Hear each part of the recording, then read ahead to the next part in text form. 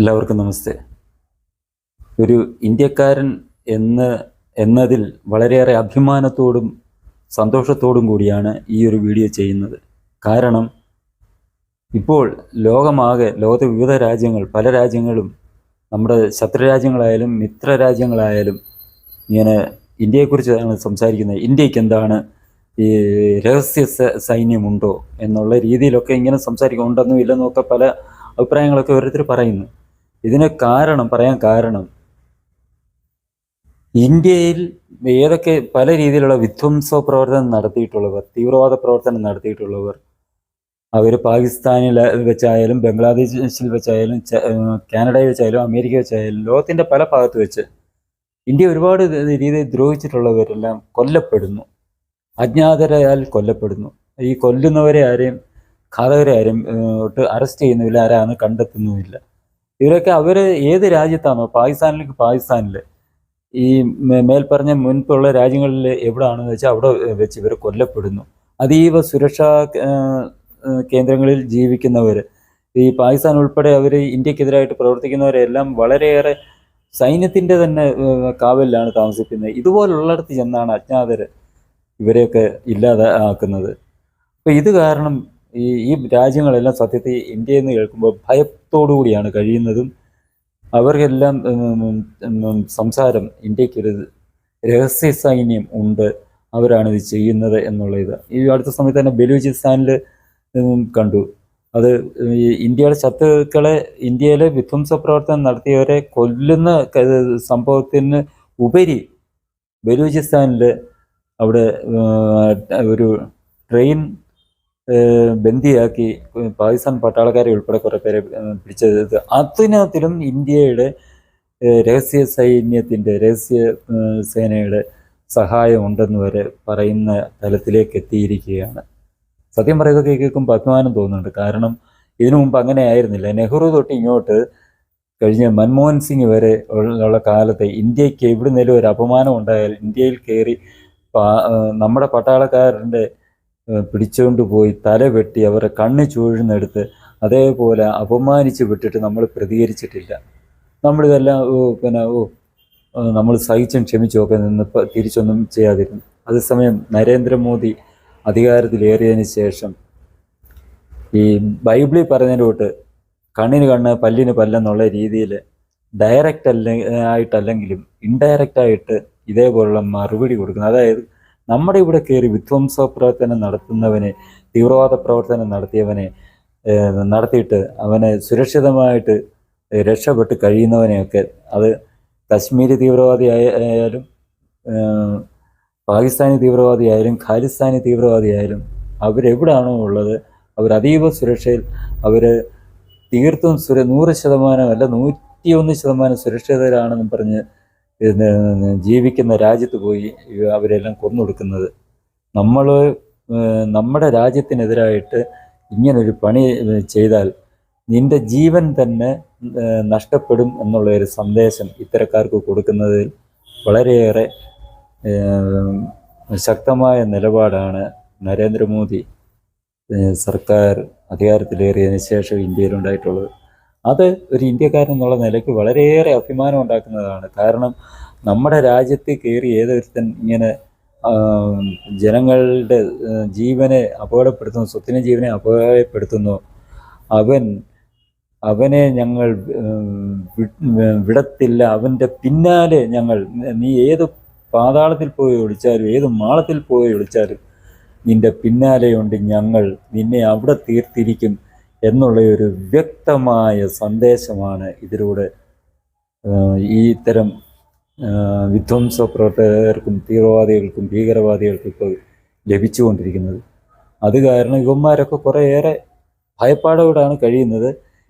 വീണ്ടും ഇങ്ങനൊരു പ്രവർത്തനത്തിന് ഇറങ്ങുന്നതിന് മുമ്പ് ഇവന്മാർ 100 പ്രാവശ്യം 100 വട്ടം അവർ ആലോചിക്കും എന്നുള്ള ഒരു സാഹചര്യത്തിലേക്ക് എത്തിച്ചേർന്നിരിക്കുകയാണ് ഈ ഇത്തരം തീവ്രവാദികളും ഇത്തരം ദേശദ്രോഹികളുമൊക്കെ. അപ്പം അങ്ങനെയുള്ള ഒരു സാഹചര്യത്തിലേക്ക് നമ്മുടെ ഇന്ത്യയെ എത്തിച്ചതിൽ ഈ ഇപ്പോഴത്തെ സർക്കാർ, നരേന്ദ്രമോദി സർക്കാരിൻ്റെ ആ ഒരു അവരുടെ ആ ഒരു ദീർഘദൃഷ്ടി എന്ന് തന്നെ പറയാം. അവരുടെ ഒരു ലക്ഷ്യമുണ്ട്, ഇന്ത്യയെ പരമമായ വൈഭവത്തിലെത്തിക്കുക എന്നുള്ള ആ ഒരു ലക്ഷ്യം വെച്ച് മുന്നോട്ട് പോകുമ്പോൾ നമുക്കെതിരെ പണിയുമായിട്ട് വന്നാൽ തിരിച്ച് അതിൻ്റെ അപ്പുറത്തെ പണി നമ്മൾ ചെയ്യും എന്നുള്ള ഒരു വ്യക്തമായ സന്ദേശം കൊടുക്കാൻ തയ്യാറായ ഈ സർക്കാരിൽ മൊത്തം ഇന്ത്യയിലെ പ്രതീക്ഷ നമുക്ക് നിലനിർത്തിക്കൊണ്ട് തന്നെ നമുക്ക് നമ്മുടെ രാജ്യം ഒരു വൻ ശക്തിയായി തന്നെ അധികം താമസിക്കാതെ ലോകത്തിൻ്റെ നെറുകയിലെത്തിച്ചേരുമെന്ന് നമുക്ക് വിശ്വസിക്കാം. പക്ഷേ അതിനും ഇവിടെ പാര വെച്ചുകൊണ്ടിരിക്കുന്നുണ്ടല്ലോ. നമ്മുടെ ഉള്ളിൽ നിന്ന് തന്നെ വിദേശത്തുള്ള ആൾക്കാർ നമ്മളെ ആ ഭയഭക്തി ബഹുമാനത്തോടു കൂടി കാണുമ്പോഴും നമ്മുടെ രാജ്യത്തിനകത്തുള്ള കുറേ ശക്തികൾ, അതായത് പ്രതിപക്ഷങ്ങൾ, ഇതിനെതിരെ തുരങ്കം വെക്കാനും ഇതിനിട്ട് പാര പണിയാനും ശ്രമിച്ചുകൊണ്ടിരിക്കുന്നതാണ് നമുക്ക് നേരിടുന്ന ഒരു ചെറിയൊരു വെല്ലുവിളി. അത് വലിയ വെല്ലുവിളിയല്ല, ചെറിയൊരു വെല്ലുവിളി നമ്മുടെ മുന്നിൽ ഇങ്ങനെ വന്ന് നിൽപ്പുണ്ട്. ഏതൊരു കാര്യത്തിനും നല്ല കാര്യങ്ങൾക്ക് ചെയ്യുന്നതിന് മുമ്പും അതിനൊരു പ്രതിബന്ധം ഉണ്ടാവും, ഒരു തടസ്സം ഉണ്ടാവും എന്നുള്ളത് നമുക്കറിയാം. അതുകൊണ്ട് ഈ തടസ്സവും അധികം നമ്മൾ ഗവനിക്കേണ്ട ആവശ്യമില്ല. ഇത് താൽക്കാലികമായിട്ടുണ്ടാകുന്ന ഒരു തടസ്സമാണ്.